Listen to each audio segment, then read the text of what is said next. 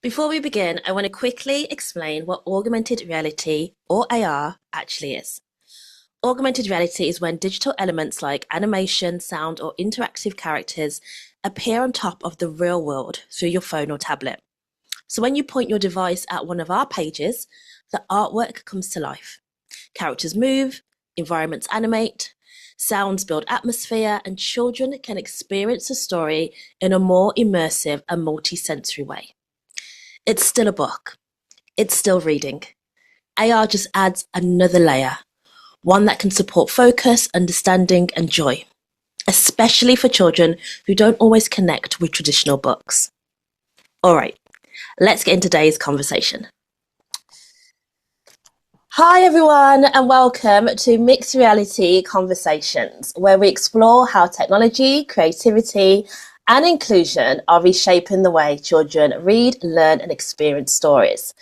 I'm Pamela Aculey, founder of Mixed Reality, where we create immersive, inclusive, augmented reality storytelling experiences designed to support all children, but particularly neurodivergent children and children who can sometimes feel disengaged with traditional books. Our aim is to help them feel more connected, confident, and joyful when reading.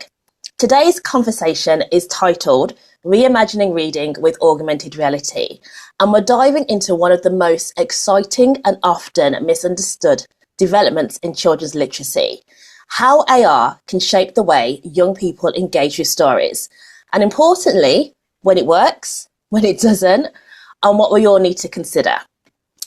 I'm thrilled to be joined by Professor Sarah McGeown from the University of Edinburgh, a leading researcher in literacy, reading motivation, and how digital innovations influence children's reading experiences. Her recent Frontiers for Young Minds article on AR books has sparked important discussions about both the potential and the complexity of using immersive technology in reading. Sarah, it's such a pleasure to have you here today, and welcome. Oh, thank you for inviting me. It's lovely to be here. Yeah, so we met, I think it was earlier this year. I think so, in Edinburgh. You came to Edinburgh. visit, and it's so nice meeting people in person as well. You sort of feel like you Absolutely. get to know them a little bit more before you meet up online. Yeah, and I was so excited to meet you because we were just saying before we started recording that one of the difficulties that I have as a creator, as a founder who is using immersive technology in a way that is quite new to people, Yeah. is really explaining what we're doing, how we're doing it, and why we're doing it. So when I had the opportunity to meet with you, and you'd obviously, known about augmented reality and using it in children's literacy, I was so excited because it was really kind of warming to know that somebody gets what we're doing and understands it. But I really want to dive into the research that you've done behind it. So to begin with, what drew you into researching how children engage with reading and literacy? Oh, wow. I suppose my research career, I guess, really started off looking at more kind of like quantitative experimental type studies and looking at the best ways to support children to develop the skills to become independent and successful readers. And during that time, I spent a lot of time in classrooms working with across the whole primary school age range. And I recognize it's not just about having the skills to read, it's also about having that kind of motivation, that interest, that desire to want to read as well.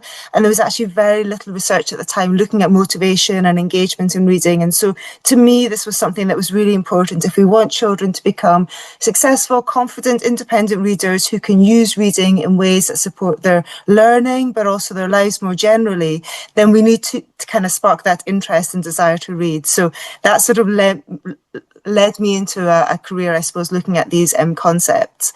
And then a few years ago, a former PhD student of mine, Hawla Al-Hamid, came to me about an interest in doing research with augmented reality books. And I was actually really unfamiliar with augmented reality books at the time. A lot of my research had focused on print books, but I'm very happy to maybe discuss some of those similarities and differences today. Yeah, absolutely. And I think also with augmented reality, a little bit like yourself, like I had never heard of it to begin with. So I started my career and my business based on because my eldest son Walter is autistic and he was non-speaking until the age of 8. And everyone kept saying, give him loads of books, encourage him to, his communication skills and his social skills. And I had grown up reading lots of books. So the kind of natural transition was to, get him loads of books. But then I realized that he was so disengaged with the book. When we tried to sit down and have that kind of bonding bedtime story, he would sit down for like a whole 2 seconds and then get up and move away and go instantly towards his tablet. And as a parent, and like so many parents out there, we're kind of like, oh, not more screen time. We want to reduce that. So I tried even more and more and more books to try and get that engagement. And then it was literally like this light bulb moment went off for me. I was like, well, he's going back to his tablet for a reason. So I kind of need to assess what that reason was. And then I started to realize that whatever he was watching, he was trying to mimic the sounds and he was pointing at the screen. And that was like a huge milestone for us. Because as parents, up until that point, we had like no kind of verbal communication with him. And then suddenly, like, technology was the bridge between that barrier. And I was so excited. I was just like, oh my God, like, he's interacting. He's getting really curious and excited. And I remember saying to my husband, Alex, oh my God, I just wish like books could do that for Walter. Yeah. And it was at that moment, Alex was like, oh, maybe we should look at augmented reality. And I was like, what the heck is that? And then I started researching it, and nobody was really using it within like education. It was like in gaming or merchandising. And I just thought, oh my God, this is incredible. If we could literally bring our books to life, take that static, like, content and literally create it into a new world that has sound and movement and animation in there. And I know you're the same. I love the fact that you're still preserving the tactile quality of the book. So the book is not taken away from the experience. It's the technology that's enhancing it. So absolutely. I think, for me, my research has always been sort of focused on paper books, but I see augmented reality books as just being an enhancement of paper books in the same way that, pop-up and flaps or tactile features or search and find within paper books have always sort of been there. This is really just a sort of digital extension of that and allows new ways to re-engage children with reading. But also, I think augmented reality books have real potential to support children's cognitive as well as emotional engagement within books too. So that's one of the things that I'm really interested in. And there is not that much research, but we're beginning to see a sort of developing field of research in this area.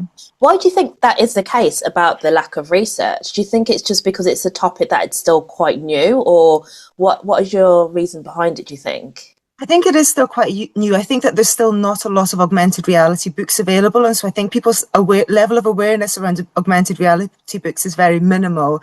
Whereas there's been a huge amount of research looking at digital text and the design features of digital text to optimally support children's language and literacy skills. So things like coherence or consistency between the story and the sort of the additional images. And so you can take a lot from this sort of the research around digital media and look at that within the context of augmented reality books. But certainly there's something very specific about augmented reality books that I think needs more research too. And do you think when it comes to like the design element of the augmented reality, does that play like a huge impact?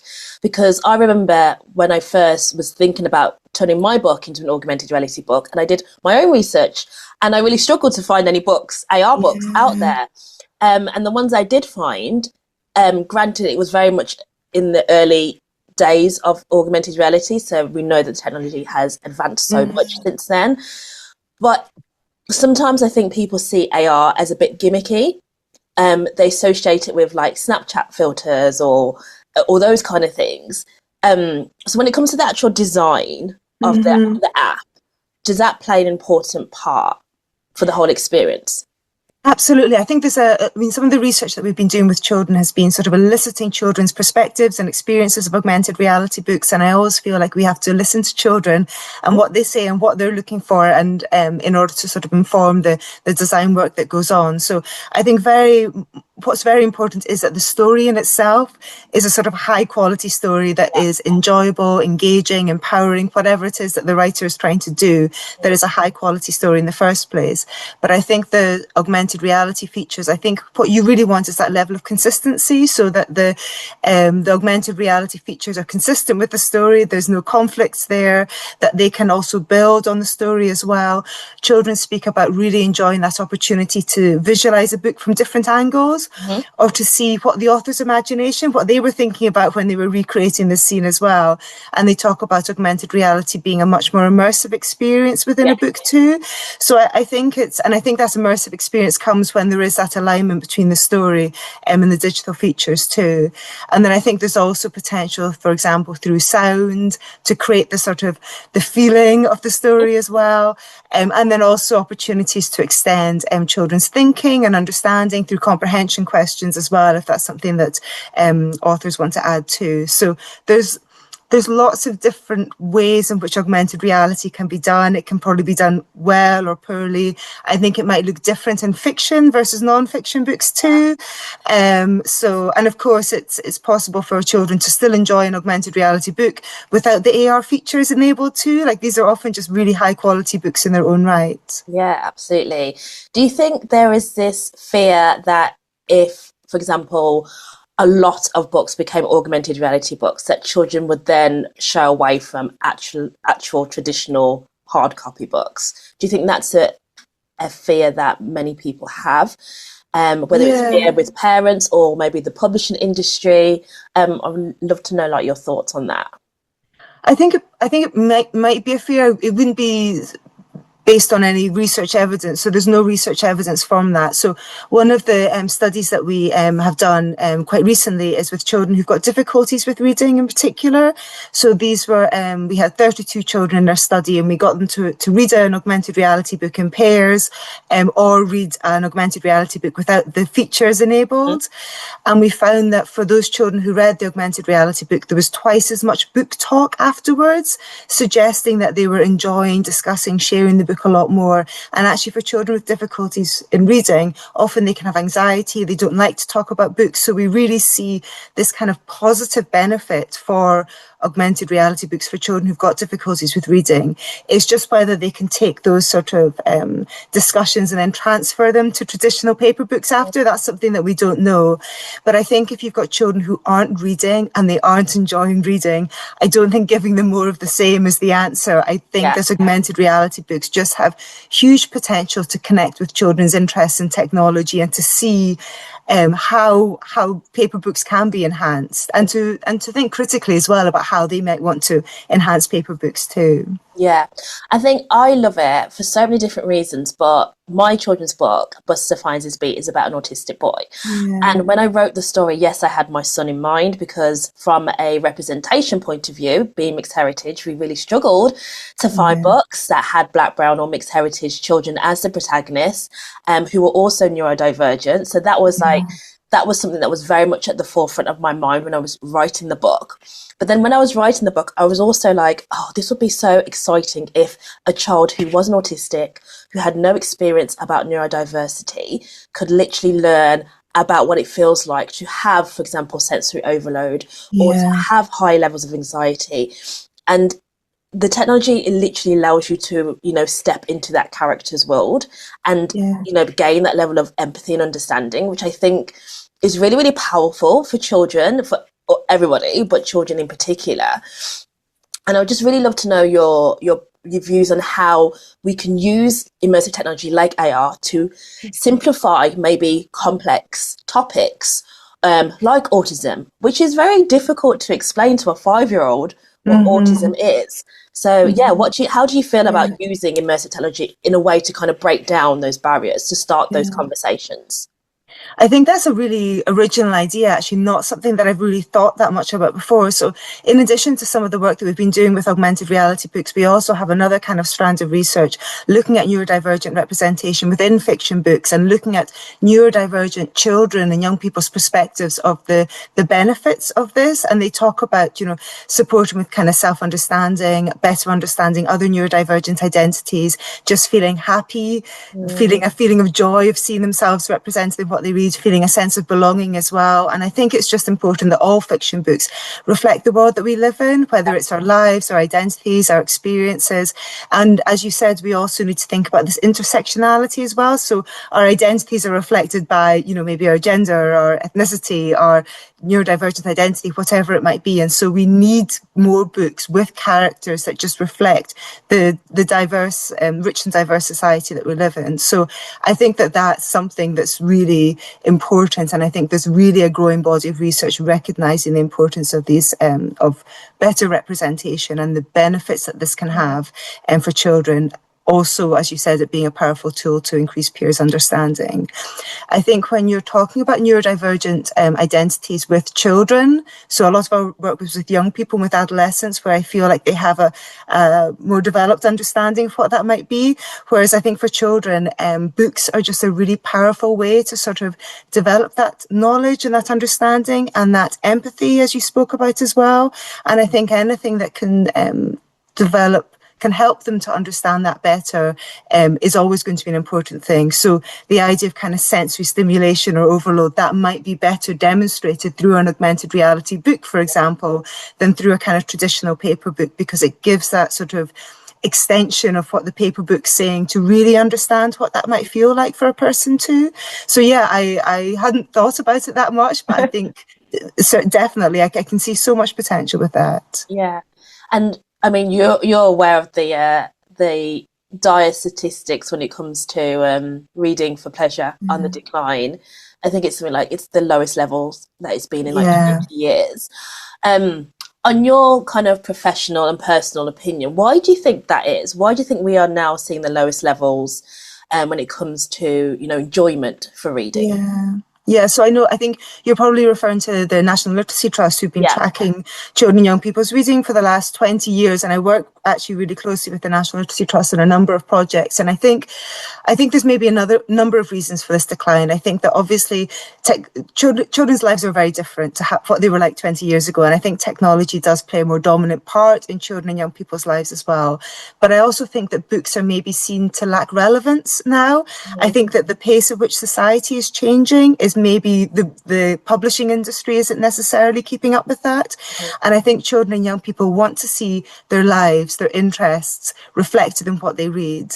They're also looking for different ways to engage with books as well. So I know for many, this idea of like opening a book with lots and lots of text is actually, it can be really challenging, because I think that many young people, many children don't necessarily have that reading stamina that they may have had otherwise. So I think offering different ways to engage with books is always going to be a positive thing. So I do think that we need to, a lot of my research is kind of focused on a more child-centered approach to understanding books and reading, because I think we need more of that. And I think that we need to just listen to them and create the types of texts that are really going to resonate with them and make them feel engaged, empowered, enriched, all of these types of things. Yeah. And also, if I'm not mistaken, I think I read somewhere that like the people reading comics has now gone up, and also like audiobooks for children have now gone up. And I know a few years ago, those stats were very dire as well. And do you think it's to do with like, yes, the world is changing rapidly. We know that attention levels have decreased massively as well. There's so much distraction and outside noise. But I think, kind of echoing what you're saying, specifically comic books, I grew up in a lot of comic books and I love them, and I still love them to this day. And I feel like there's something about comic books that allows you to use your imagination in a very different way. There is less text and there's more illustration. So for those of us who are very much visual learners, I feel like it really caters towards that. And then also on the flip side, I know a lot of comics have then been made into movies or animation. So there's almost like an extension of that storytelling journey as well. Yeah. Where I feel like with traditional books, a lot of children who are visual learners or, prefer to have that stimulus through audio or kinesthetic kind of learning, it almost feels like sometimes the book can be almost a barrier to that. If they can't visualize or they don't quite understand the text, or it's not landing in a way that is fulfilling for them, I feel like then it almost becomes like literally shut the book and you don't continue with it. Absolutely. And I think very often we look at texts and we make decisions about which texts are going to be best for children based on the quality of the language and the literacy within it. But actually, a lot of my research focuses on this concept of engagement, like cognitive and affective engagement. And I've seen, like, just from speaking with children, really powerful examples of how comic books have resonated with someone so much that in terms of like their identity development, in terms of their understanding of others. And so I began to think that we don't just need to look at the text, we actually need to be thinking about what these texts elicit within the readers as well. And I think that that idea of, finding content that engages, that resonates, that's what we should be looking at, because there is potential with comics, with all kinds of sort of shorter text formats and augmented reality books to enhance language, literacy, imagination, all of these types of things. But it just needs to resonate. And I think that, like I said, taking this more kind of child-led approach, and the approach that you're taking as well, I think that we can start to create more texts which do feel more personally relevant and personally meaningful in ways that maybe they haven't before. Yeah. I mean, when I found out the Department for Education had declared 2026 the year of reading, I was so excited. Yeah. But then there's a part of me that was just like, oh, please, can, the books that we're doing, or audiobooks, or different types of traditional books, can we please be included in that conversation? And for the children who are often overlooked, whether it's to do with different abilities, or they just find books really challenging, or they're just disengaged, can they also be included in this conversation? Because it would be incredible if we could really look at reading in a very diverse way. And it's not just solely focusing on traditional books. How can we get children reading more traditional books? Because also there is that kind of bias that we assume that everybody has been brought up with books. And I know from working in so many different schools that is generally not the case at all. Some children don't even know how to pick a book. They go to the library and they're just like, I don't actually know how to pick a book. I don't know what I'm interested in. So I'd love to know your thoughts about the year of reading and I too am very excited that 2026 is going to be a year of reading. This is just amazing. I'm thrilled. And I do think in terms of how the Department for Education and National Literacy Trust are framing it, I think they are very much framing it around making reading personally meaningful, looking at these kind of social elements of reading. So one of the things that our research has shown us from both of our studies actually is how augmented reality books naturally foster more social collaborative reading interactions as well, partly due to their nature, because you've got a printed book and a digital one, but it lends itself very well to discussion, to exploration in a way that maybe other books haven't necessarily done that. So I feel like the way that the National Year of Reading is being framed, it is about an inclusive approach, recognising diversity in terms of children and young people's reading interests, their goals, their motives, who they are, their identities as people as well, and making sure that they have access to a range of different texts that will allow them to, just re-engage as readers as well, and see reading as something which is something that they want to do too. And I think that it can't be more of the same. It can't be more. It's just that's not going to work. So I think that there's so much potential, I really do, with augmented reality. And also I feel like with augmented reality, just to kind of bring a bit of balance to the discussion, one of the things that I really struggle with is, for example, if I'm speaking to publishers, and they're looking at different ways of, expanding their readership, different revenue streams. And they're like, oh, we're really excited about augmented reality. I can see how this could really benefit us, whether we create new books and new titles, or we take existing titles and kind of give them a new face. And they love it. But then when it comes to the discussion of how much it's going to cost, that is always a biggest barrier for us. And we're realizing that, yes, the technology is so flexible, you can use it in so many different ways, but unfortunately the cost of doing it is always like a big barrier, which is why as a business, a mixed reality, we're looking at ways of how we can really reduce the development time of books and the cost as a whole.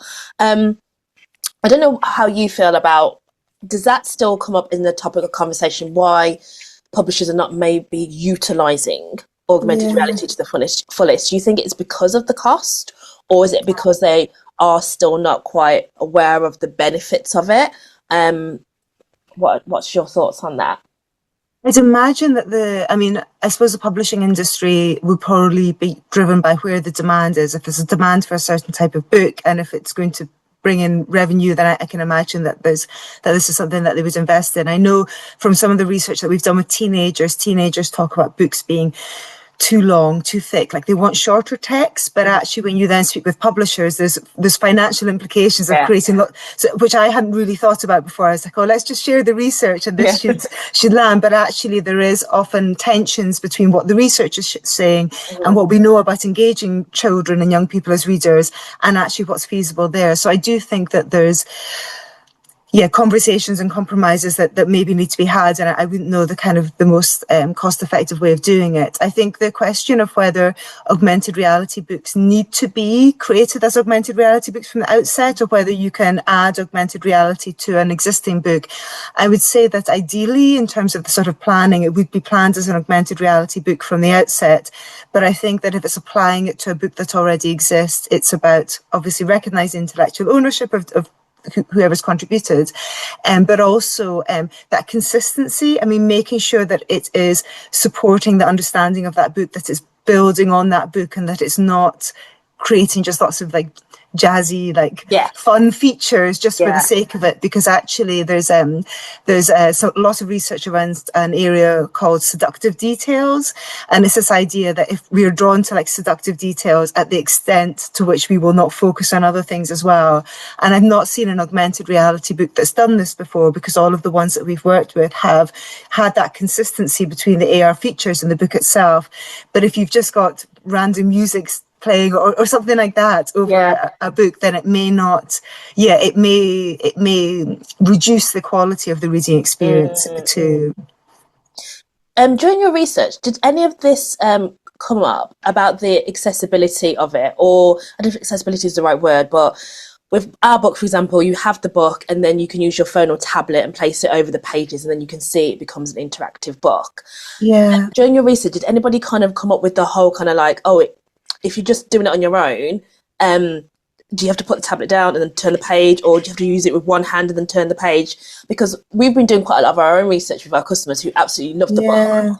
And their feedback is so crucial to determine the success of the next book that we bring out. But one of the questions that we get time and time again is, can we make that whole transition smoother? Is there any way of doing it? And I didn't know whether that had come up within your research.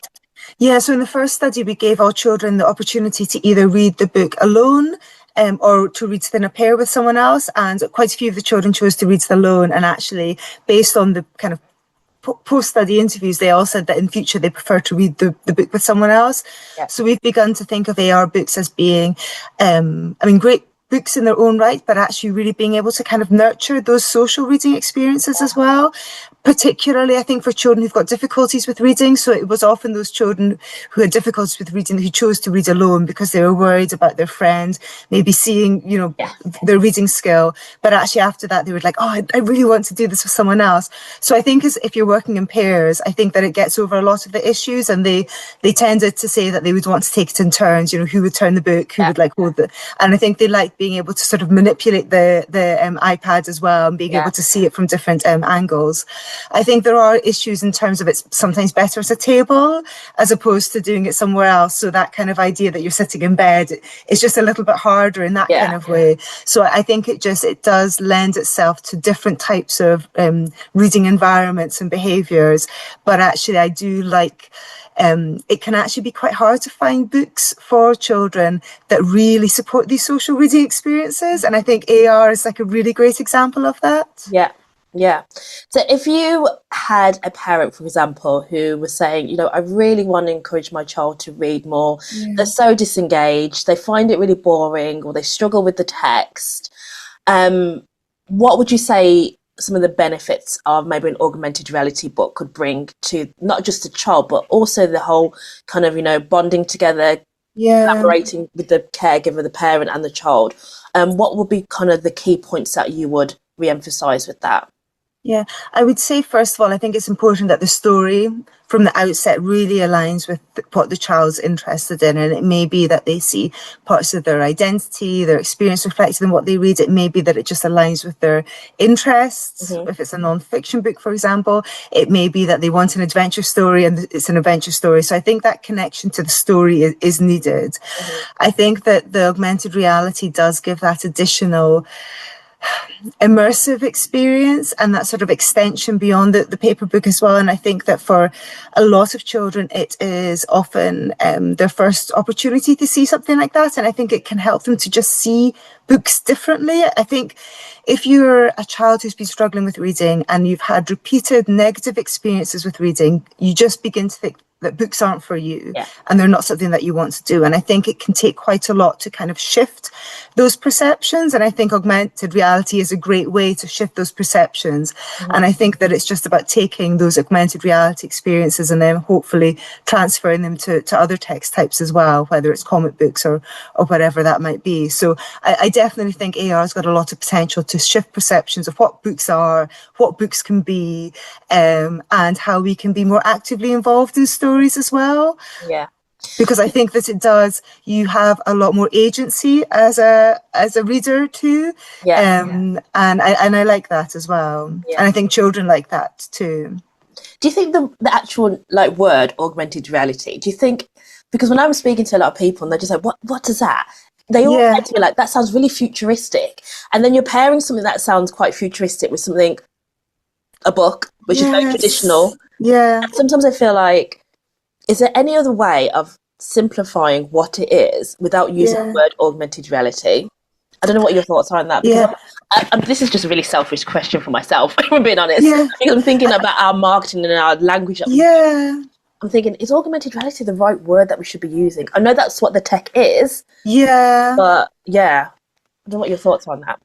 I think I would probably say that for decades now, there have always been enhancements of paper books. So there have always been books that have got flaps or pop-ups or tactile features within them. And so we've always sought to enhance paper books. And this is really just a digital extension. So it is augmented reality, but it's just digitally extending the kind of enhancements that we've normally had. And I think if you place that paper book as kind of front and center and look at this as sort of a way to digitally extend, I think that there's a lot of potential. And I think even the costs involved in a digital extension might even be less than those involved in some of the tactile or lift and flap books. And I think that they've got real potential to be more durable as well as books too. So I know what you mean. I think sometimes